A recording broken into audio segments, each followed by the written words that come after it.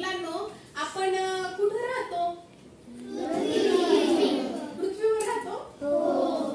तुम्ही कोणत्या गावात राहता ते सांगा मला. लवळे गावात राहता. मग आपलं लवळे गाव कोणत्या तालुक्यात आहे? मुळशी तालुक्यात. बरोबर. आणि मुळशी तालुका कोणत्या जिल्ह्यात आहे? पुणे जिल्ह्यात आहे. बरोबर सांगितलं. मग पुणे जिल्हा कोणत्या राज्यात आहे? महाराष्ट्र राज्यात. महाराष्ट्र राज्य कोणत्या देशात आहे?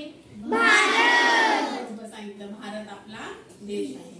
मग भारत देश कोणत्या खंडात आहे? अरे वा, तुम्ही तर बरोबर सांगता. सगळं हुशार. भारत देश आपला आशिया खंडात आहे. असे किती खंड आहेत? 7 खंड आहेत. बरोबर. हे जे 7 खंड आहेत ते कुठे आहेत? पृथ्वीवर आहेत. आपल्या पृथ्वीवर हे 7 खंड आहेत. आणि आपली पृथ्वी कशी बनली हे आपण तर शिकलेलोच आहोत. आपल्या पृथ्वी सारखेच अनेक ग्रह सुद्धा आहेत.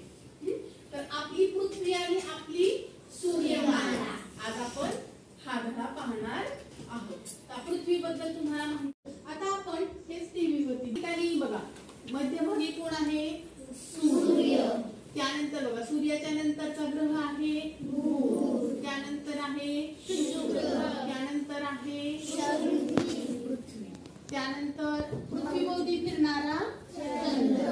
आणि त्यानंतर पृथ्वीच्या नंतरची आणि त्यानंतर काय आहे? गुरुग्रह, लघुग्रहाचा पट्टा. आणि त्यानंतर मग गुरुग्रह आहे. बघा, दिसतंय सगळ्यांना? त्यानंतर कोणता ग्रह आहे? आणि त्यानंतर युरेनस. आणि बघा पुढे काय आहे? नेपच्यून. त्यानंतर प्लुटो. हे सगळे ग्रह सूर्याभोवती सतत फिरत असतात. आणि बघा त्यानंतर बघा, ह्या ज्या रेषा दिसतात ना तुम्हाला, ह्या रेषा अशा खरोखर आखलेल्या रेषा नसतात बरं का. त्या काल्पनिक रेषा असतात. आणि त्या रेषेवरूनच, त्या काल्पनिक रेषेवरूनच त्या त्या ग्रहाचं भ्रमण होत असतं. त्या रेषेला काय म्हणतात? कक्षा म्हणतात. काय म्हणतात? कक्षा. तर तुम्हाला हे सूर्यमाला समजली का सगळ्यांना? कोणकोणते ग्रह असतात सांगा बरं.